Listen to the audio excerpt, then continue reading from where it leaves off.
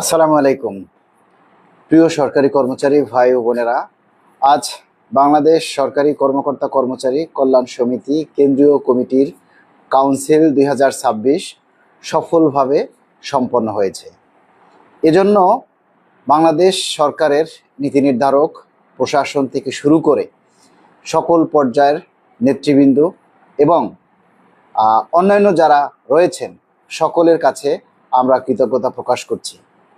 বিশেষ করে আমরা ধন্যবাদ এবং কৃতজ্ঞতা জ্ঞাপন করছি বাংলাদেশ সরকারের প্রবাসী কল্যাণ প্রতিমন্ত্রী এবং অন্যান্য যারা রয়েছে সকলের কাছে আমরা কৃতজ্ঞতা প্রকাশ করছি।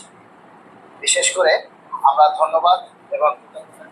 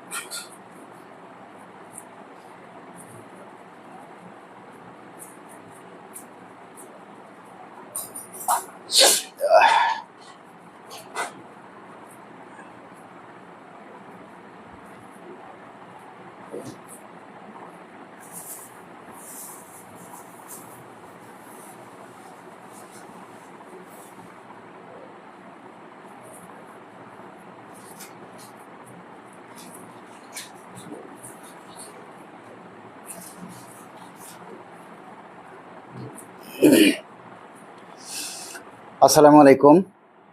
আজ বাংলাদেশ সরকারি কর্মকর্তা কর্মচারী কল্যাণ সমিতি কেন্দ্রীয় কমিটির কাউন্সিল সফলভাবে সম্পন্ন হয়েছে। আপনারা জানেন, দীর্ঘদিন বাংলাদেশ সরকারের যে নিম্ন বেতনভুক্ত কর্মচারী রয়েছে তাদেরকে তাদের প্রাণের দাবি বাস্তবায়নের জন্য আমরা নিরলসভাবে কাজ করে আসছিলাম।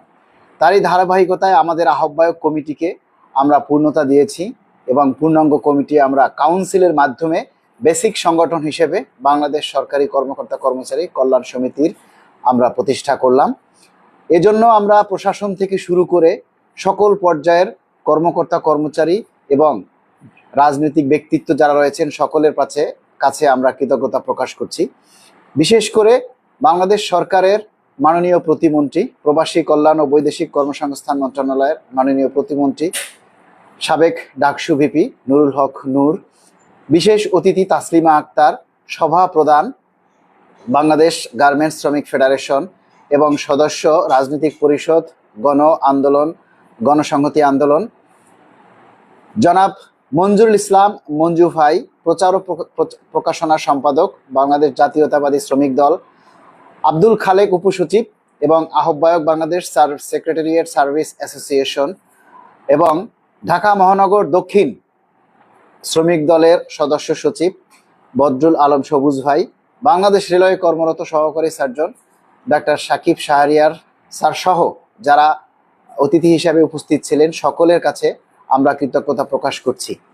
তবে এরই সাথে আমরা ধন্যবাদ এবং কৃতজ্ঞতা প্রকাশ করছি সেই সকল মিডিয়াকে যারা আজকে আমাদের এই কাউন্সিলের প্রোগ্রামকে সফলভাবে তারা প্রচার করেছেন এবং যারা প্রচার করেছেন তাদের মধ্যে যমুনা টেলিভিশন, RTV, দেশ টিভি, BBC নিউজ, মোহনা টিভি, সময় TV, ATN Bangla, Bangladesh television, তারপরে বিজয় টিভি, ITV নিউজ, নিউজ 24 সহ আরও অসংখ্য মিডিয়ারা আমাদের আজকের এই নিউজগুলি কভার করেছেন, প্রচার করেছেন, কল্যাণ সমিতির যে কাউন্সিল সেটা তুলে ধরেছেন। এজন্য সকল মিডিয়ার কাছে আমরা কৃতজ্ঞতা জানাই এবং ধন্যবাদ জানাই। আমাদের আন্দোলন সংগ্রাম এবং প্রোগ্রামে আপনারা এভাবেই আমাদেরকে সহযোগিতা করবেন। দেখুন, একজন মন্ত্রী বা প্রতিমন্ত্রী যখন একটা প্রোগ্রামে যায় তখন তারা নানান বিষয় নিয়ে কথা বলেন, শুধু একটা বিষয় নিয়েই কথা বলে না, নানান বিষয় নিয়ে নানান সাবজেক্ট নিয়ে তারা কথা বলেন এবং মিডিয়ারা কোন কথাটাকে বেশি হাইলাইটস করবে সেটা মিডিয়ার ব্যাপার। আমাদের উদ্দেশ্য ছিল কাউন্সিল সম্পন্ন করা এবং সেই সাথে পে স্কেলের দ্রুত প্রজ্ঞাপন জারির দাবিটা উত্থাপন করা। সেক্ষেত্রে আমরা সফলভাবে আমাদের এই কর্মসূচি আমরা সম্পন্ন করেছি। তবে আপনাদের জ্ঞাতার্থে আমরা বলছি যে আমি বাংলাদেশ সরকারি কর্মকর্তা কর্মচারী কল্যাণ সমিতির সভাপতি এবং আশিকুল ইসলাম মহাসচিব হিসেবে নির্বাচিত করায় সকল কর্মচারী এবং কল্যাণ সমিতির সকল সদস্যবৃন্দকে আমরা ধন্যবাদ এবং কৃতজ্ঞতা জানাই। তবে আপনাদেরকে জানার জন্য বলছি, একদল কুচক্রী মহল তারা ধ্বংসের একটা খেলায় তারা মত্ত হয়ে গেছে। কিভাবে আমাদেরকে প্রতিহত করা যায় সেই লক্ষ্যে আমাদের প্রোগ্রামে প্রতিমন্ত্রী মহোদয় যে আসবেন সেখানেও তাকে মিথ্যা তথ্য দিয়ে বিভ্রান্ত করেছেন, যার কারণে মন্ত্রী মহোদয়ের আমাদের প্রোগ্রামে আসতে বিলম্বিত হয়েছে। কারণ মন্ত্রী মহোদয় আবার খোঁজ খবর নিয়ে জেনেছেন যে আমাদের প্রোগ্রাম, আমরা আসলে কারা, আমাদের সংগঠন কি, আশায় বিষয় বিভিন্ন জিনিস সম্পর্কে খোঁজ খবর নিয়ে তারপরে মন্ত্রী মহোদয় কিন্তু আমাদের প্রোগ্রামে উপস্থিত হয়েছেন। এবং এই একদল কুচক্রী মহল শুধু এখানেই থেমে থাকেনি, তারা বিভিন্ন টেলিভিশন চ্যানেলে, বিভিন্ন মিডিয়ায়, বিভিন্ন সাংবাদিকদের কাছে তারা ফোন করে বাধার সৃষ্টি করেছে তারা যেন আমাদের কাউন্সিলে না আসে। এবং অনেক সিনিয়র রিপোর্টার আছে যাদের কাছে ফোন করে তারা আমাদের এই কাউন্সিলে মিডিয়াকে কেন পাঠানো হয়েছে, কেন তারা আসছে সেজন্য তাদেরকে প্রশ্ন করেছে, কিন্তু তারা তাদেরকে যা দাঁত ভাঙা জবাব দিয়েছে। আজকে সেই বাদ ভাঙা মিডিয়াদের ঢল এবং কর্মচারীদের উপস্থিতি স্বতঃস্ফূর্তির মাধ্যমে আজকে সেই প্রোগ্রামকে সফল করে সেই কুচক্রী মহলদের মুখে থুতু ছিটিয়ে দিয়েছে এবং সেই কুচক্রী মহলরা সফল হতে পারেনি বলে দুঃখ প্রকাশ করছি।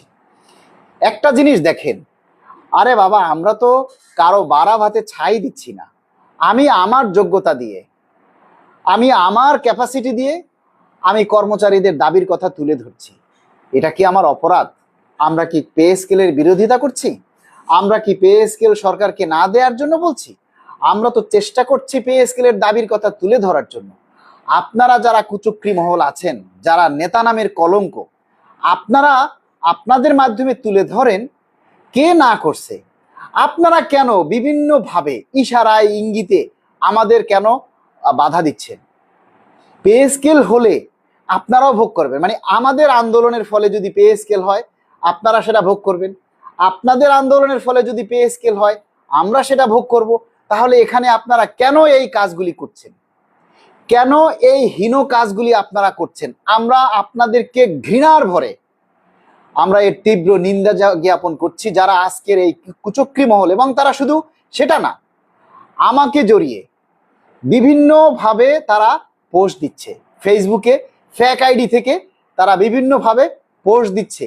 তবে সেই পোস্টগুলো সেখানে কিন্তু তারাই আবার মানুষের কমেন্টসগুলি দেখলে বোঝা যায় যে তাদেরকেই নিন্দে করছে, যে আপনারা হিংসা করেন, আপনারা আসলে চান না কেউ ভালোভাবে কাজ করুক, আপনারা আসলে চান না পে স্কেলটা বাস্তবায়ন হোক। আরে ভাই, আমরা তো আমাদের মতো করে চেষ্টা করছি, তো সমস্যা কি? আপনার চেষ্টা আপনি করেন, আপনি তো আরেকটা সংগঠনকে ফালতু সংগঠন বা যা তা বলতে পারেন না। পারেন? আপনি আপনার সংগঠন নিয়ে থাকেন, আপনার যতদূর দৌড় আছে, আপনার যতদূর ক্ষমতা আছে, আপনার যতটুকু শক্তি সামর্থ্য আছে সেটা দিয়ে আপনারা চেষ্টা করুন। আমরা আমাদের শক্তি সামর্থ্য দিয়ে আমরা আমাদের মতো করে চেষ্টা করছি। আমরা যখন একটা প্রোগ্রাম দেই সেখানে স্বতঃস্ফূর্তভাবে মানুষ সেখানে উপস্থিত হয়, সফল করে। আজকে মিডিয়াদের উপস্থিতি সেটা প্রমাণ করে। এবং আমরা বিভিন্ন জেলা থেকে, বিভিন্ন জায়গা থেকে আমরা কর্মচারী প্রতিনিধিদেরকে আমাদের এই সংগঠনে আমরা যুক্ত করেছি। কেননা তাদের মাধ্যমে আমরা যেই জেলা থেকে আমরা প্রতিনিধি আমাদের সংগঠনে যুক্ত করেছি, তাদের মাধ্যমে আমরা সেই জেলায় আমরা আমাদের সংগঠনকে প্রসারিত করব, যাতে আমরা ন্যায্য দাবি নিয়ে আমরা